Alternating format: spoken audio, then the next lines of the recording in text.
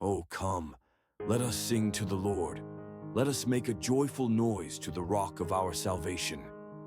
Let us come into his presence with thanksgiving. Let us make a joyful noise to him with songs of praise. For the Lord is a great God and a great King above all gods. In his hand are the depths of the earth. The heights of the mountains are his also. The sea is his, for he made it, and his hands formed the dry land. Oh, come, let us worship and bow down. Let us kneel before the Lord our Maker. For he is our God, and we are the people of his pasture, and the sheep of his hand. Today, if you hear his voice, do not harden your hearts, as at Meribah, as on the day at Massa in the wilderness, when your fathers put me to the test and put me to the proof, though they had seen my work. For 40 years I loathed that generation and said, "They are a people who go astray in their heart, and they have not known my ways." Therefore I swore in my wrath, "They shall not enter my rest." The passage you're referring to is Psalm 95, a revered piece of scripture in both Jewish and Christian traditions. It is often recited or sung in worship services as a call to praise and a reminder of God's grandeur and authority.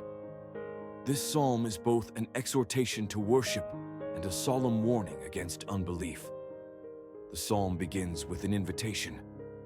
Oh, come, let us sing to the Lord. Let us make a joyful noise to the rock of our salvation.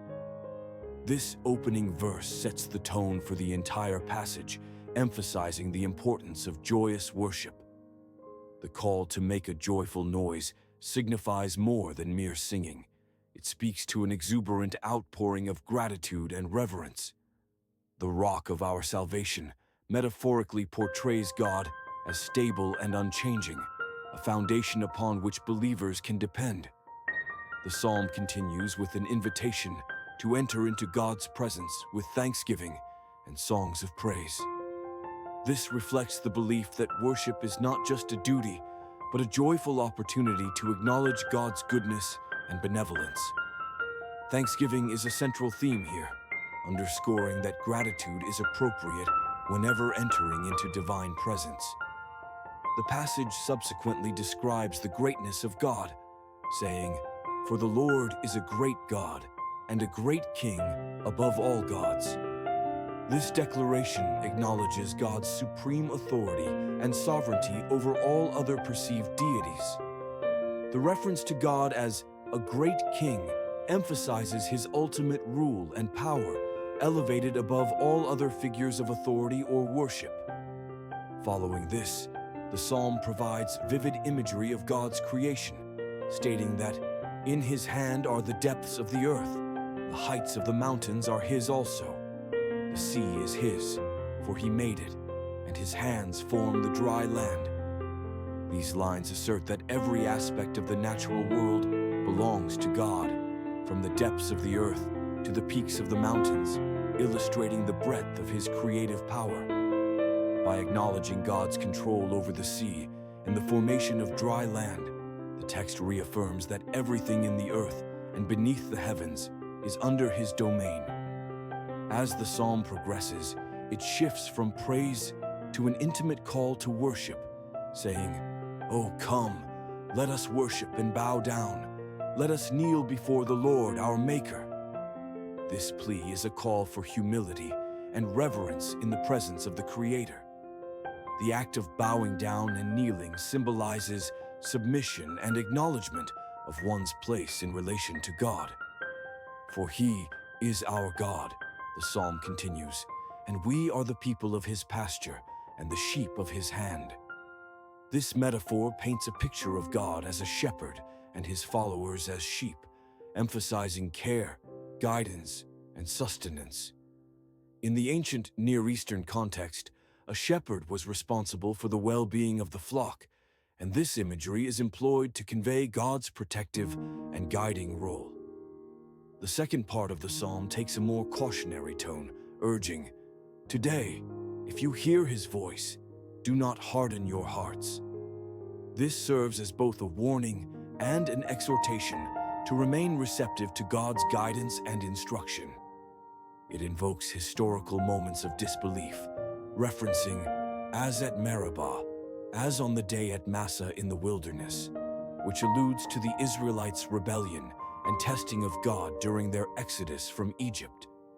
The names Meribah and Massa are synonymous with rebellion and testing, reminders of times when the Israelites doubted God despite witnessing his miraculous works. The psalm reflects on God's displeasure with that generation, noting, "For 40 years I loathed that generation and said, 'They are a people who go astray in their heart, and they have not known my ways.'" The duration of 40 years symbolizes a full generation within the biblical narrative, typifying a prolonged period of rebellion and lack of faith. The phrase, "go astray in their heart," highlights the internal nature of their disobedience and lack of understanding, suggesting a distancing from God's righteous ways. Finally, God's stern decree concludes the warning, "Therefore I swore in my wrath, they shall not enter my rest."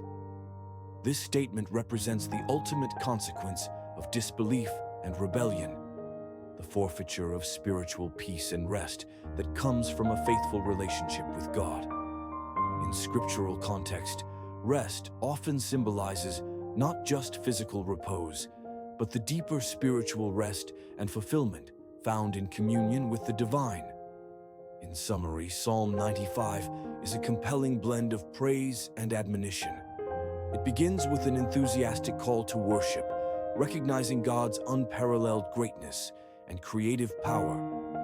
It then transitions to a reminder of divine providence and the dynamics of the relationship between God and his people. The concluding admonition serves as a poignant reminder to stay faithful and heed God's voice, drawing on historical lessons to reinforce the importance of maintaining an open, obedient heart.